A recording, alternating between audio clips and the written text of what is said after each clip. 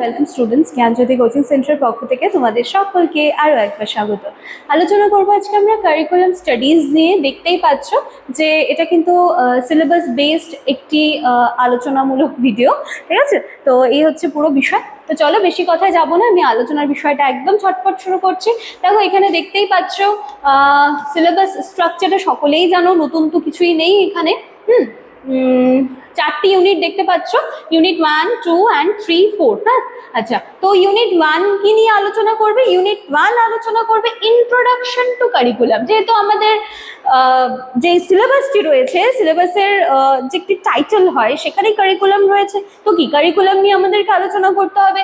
তো ইউনিট 1-এ আমরা introduction to curriculum নিয়ে আলোচনা করব, যেখানে আমরা meaning, nature, scope, written and hidden types, philosophical, socio cultural and psychological basis curriculum সম্পর্কিত এই জায়গাগুলো কিন্তু আমরা কভার করছি। ইউনিট 2-তে কি আছে? এইমস অ্যান্ড অবজেক্টিভস গুলো আছে। তারপরে ইউনিট 3-তে রয়েছে ডেভেলপমেন্ট সিস্টেমস, ইউনিট 4-এ রয়েছে এভলিউশন মেথডস। ঠিক আছে, তো এখান থেকে এই যে জায়গাগুলো রয়েছে সেগুলো তোমাদেরকে ক্লিয়ার করতে হবে। যেমন হচ্ছে এইমস অ্যান্ড অবজেক্টিভস এর formation, needs of educational aims, শিক্ষার যে লক্ষ্যসমূহ রয়েছে। তারপর কি ডেভেলপমেন্ট সিস্টেমসগুলো রয়েছে, ক্রিটিক্যাল ফ্যাক্টরস শেপিং ডেভেলপমেন্ট, এগুলো রয়েছে। Standard rules of structural curriculum construction, এই জায়গাগুলো রয়েছে। ইউনিট 4-এ দেখতেই পাচ্ছ core, meaning and development purpose রয়েছে, মানে হচ্ছে তার মূল উদ্দেশ্য কি। ঠিক আছে, এই জায়গাগুলো কিন্তু তোমাদেরকে এখান থেকে ক্লিয়ার করতে হবে।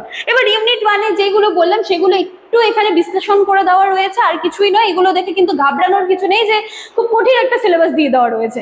যা এখানে দেখবে, যা বোঝার এইটুকুর মধ্যে এই স্লাইডের মধ্যে কমপ্লিট হয়ে যাবে। এখানে এগুলো যা দেখতে পাচ্ছ এগুলো একটুখানি ওটাকে ডিটেলসে আলোচনা করা হয়েছে। এবার এখানে ডিটেলসে আলোচনা করলে তো আর কিছু হবে না, কারণ নেক্সট দিনে যখন আমি এগুলোর উপরে ডিটেলস ক্লাস করাবো তখন এগুলো নিয়ে আবার আমি তোমাদের সাথে আলোচনা করে দেবো। তো তোমরা বেসিক্যালি এই জায়গাটি ফোকাস করবে। হ্যাঁ, যে তোমাদের 4খানা ইউনিট রয়েছে, যেখানে ইউনিট 1-এ ইন্ট্রোডাকশন টু কারিকুলাম রয়েছে, ইউনিট 2-তে এইমস অ্যান্ড অবজেক্টিভস রয়েছে, ইউনিট 3-তে ডেভেলপমেন্ট সিস্টেমস রয়েছে, এবং ইউনিট 4-এ রয়েছে এভলিউশন মেথডস। ঠিক আছে, ব্যাস এইটুকু হচ্ছে গল্প। আর কোনো কিছু দেখে মাথা খারাপ করার বা কনফিউজড হয়ে যাওয়ার কিন্তু কোনো বিষয় নেই।